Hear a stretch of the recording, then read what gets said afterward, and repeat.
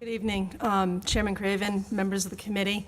Thank you for the opportunity to speak to you tonight. My name is Janet Rivard Michel, and the first thing I'd like to say is there is nothing more powerful to support this bill than what you heard in the testimony of your survivors tonight.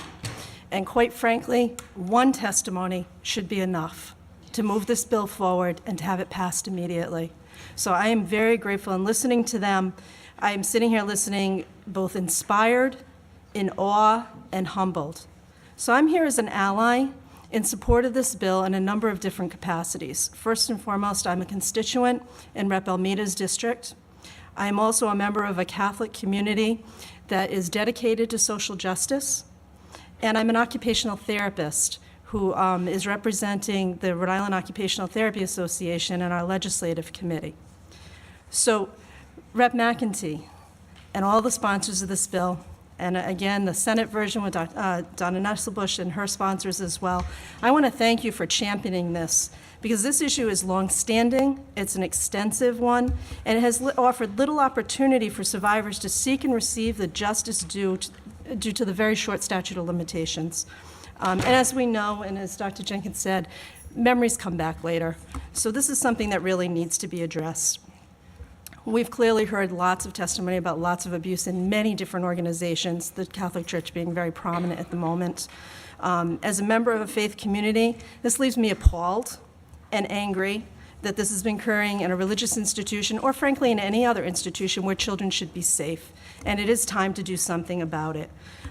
In my community, a group of us actually got together and delivered a petition to Rep. McEntee that was in reference to the last year's bill. So that was done on 2 weekends, and we had probably 50 names. I am absolutely convinced that if that had gone longer and gone into more parishes, what you would see is the small c Catholic version of the Catholic Church. And those are people who, like myself, say that this needs to stop, and there are things that we can do. This is an opportunity, by supporting this bill, to stand with survivors of trauma of all forms, whether this occurred at the hands of clergy or anybody else. We can all recognize that the kinds of abuse, physical, sexual, and emotional, have irrevocable, lifelong effects, as Dr. Jenkins spoke about. While we recognize that there is nothing we can do to take away the harm that has already been done to individuals, we can fully acknowledge the suffering they've sustained, and we need to. We can say out loud that what has happened to them is an abuse of power. We can oppose any minimization or cover-up of abuse, and we can work to offer at least some element of justice, which I believe this bill would do. We can also pledge to be vigilant. We can report any suspected abuse, as we're required to, simply by virtue of driver's licenses in Rhode Island and by being human beings. We can serve as a place of safety for those in need, and we can listen to survivors' ideas for how to best protect children. And that's something I think we heard a lot about tonight. These destructive acts of abuse create a lifelong effect, and survivors should have a lifetime opportunity to request justice through our legal system. In that regard, I urge us to pass this bill and to do it soon. As an occupational therapist, my practice is about helping people to be as independent and satisfied with their daily life as they can possibly be. And that ranges from everything of the basics of knowing their body, taking care of it, moving through work, through leisure, social activities, to being part of the community. And I won't go into the details of the PTSD because Dr. Jenkins already did that, but the effects are dramatic. You know, there are people who never realize their full potential. And there are people, like many of the survivors that we've heard tonight, who managed to get through, and that's remarkable. And that's a lot of the work that I have done in my career.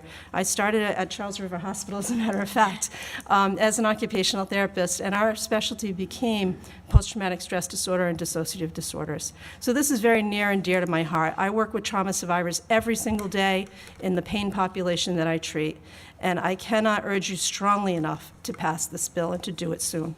Thank you. Thank you. Thank you for your testimony.